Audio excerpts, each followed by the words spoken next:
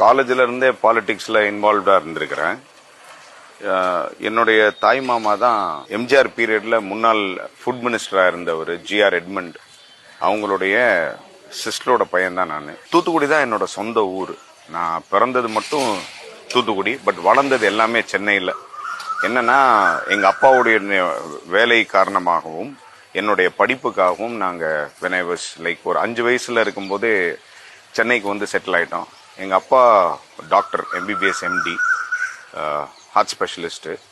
எங்கள் அப்பா தம்பி ஒரு டாக்டர், அவர் இப்போ நியூசிலாண்டில் இருக்கார். லாஸ்ட் 10 இயர்ஸாக சிட்டிசன் ஆஃப் நியூசிலாண்ட். ஸோ நாங்கள் எங்களோட படிப்புக்காகவும் எங்கள் அப்பாவுடைய வாழ்வாதாரத்துக்காகவும் சென்னையில் செட்டில் ஆகிட்டோம். பட் தூத்துக்குடிக்கு நவந்தன் ஒரு வருஷத்தில் அட்லீஸ்ட் 3 to 4 டைம்ஸ் வந்துடுவேன்.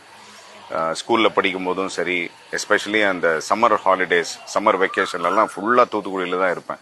ஏதாவது ஒரு கல்யாணம் காட்சி அப்படின்னா இங்கே தான் வர வேண்டியது இருக்கும். இன்ஃபேக்ட் நான் பொண்ணு எடுத்ததே இந்த ஊரில் தான். என் மக பிறந்ததும் இங்கே தான். நான் ரொம்ப ஸ்பெசிஃபிக்காக என் மக தூத்துக்குடியில் தான் பிறக்கணும் அப்படின்னு ஆசைப்பட்டேன். ஸோ நான் பிறந்தது நவமணி சந்திரபோஸ் ஹாஸ்பிட்டலில். என் மக பிறந்தது பெத்தகனி அவங்களோட ஹாஸ்பிட்டலில். ஸோ இந்த ஒரு நெருக்கமான கனெக்ட் என்னை ஒரு வேட்பாளராக மாற்றிருச்சு. என்னுடைய ஒரு இன்ட்ரெஸ்ட் அதுதான். ஒன்று அண்ணா நகரில் நிற்கணும் சென்னையில், இல்லை அப்படின்னா நான் பிறந்த என்னோட சொந்த ஊரான தூத்துக்குடி கான்ஸ்டியூன்சியில் நிற்கணும் அப்படின்றது தான். ஸோ தலைவர் அவருடைய குரூப்போட, அவங்களோட strategist, he's got a team. ப்ரிஃபரபிளாக எல்லாமே எனக்கு ரொம்ப ஃபேவரபிளாக, அந்த ஃப்ளோன்னு சொல்லுவாங்க, அது தூத்துக்குடியில் எனக்கு ஃபேவரபிளாக இருக்குது. தூத்துக்குடியில் ஸ்ரீயை நிப்பாட்டலாம் அப்படின்னு சொல்லி டிசைட் பண்ணது தலைவரும் டீம். எனக்கும் தளபதிக்கும் இருக்கிற நட்பு கிட்டத்தட்ட 35 இயர்ஸ், 35 வருஷமான ஒரு நட்பு. ரொம்ப ரொம்ப ஒரு தூய்மையான ஒரு நட்பு. ரொம்ப லைஃப்பில் செரிஷ் பண்ணுற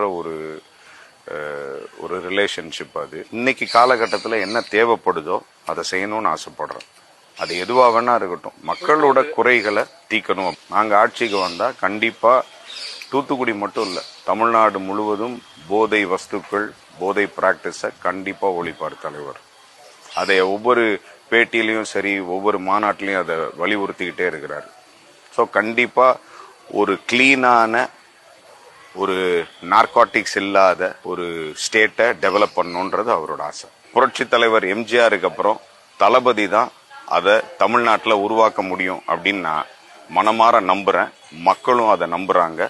தளபதி மேலே மக்கள் வச்சிருக்க நம்பிக்கைக்கு கண்டிப்பாக அவர் பாத்திரமா இருப்பார்.